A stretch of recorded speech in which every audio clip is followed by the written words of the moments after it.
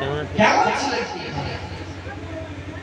তিনার শিক্ষা যোগ্যতা কেমন ছিলেন, তিনার ওঠা বসা চলা আখলাক আদব কেমন ছিলেন।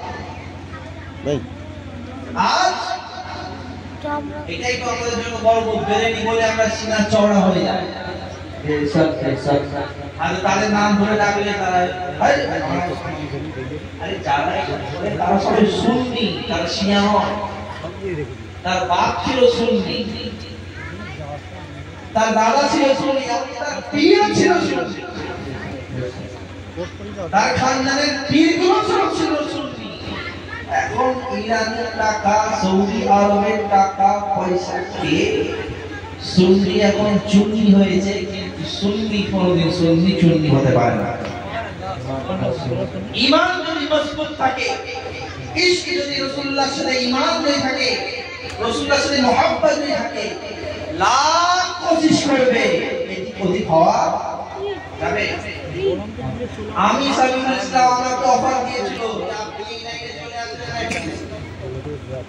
প্রথম আপনার অফার হবে বাপ্পার শরীফ যাও। আমি বললাম ভালো অফার, খুব সুন্দর, যাওয়ার ইচ্ছা আছে, কিন্তু গেলাম গিয়ে তো বস পাক দূর দূর করে তাড়িয়ে দেবে, বসে আসা দূর দূর করে তাড়িয়ে দেবে, দেবে কি দেবে না?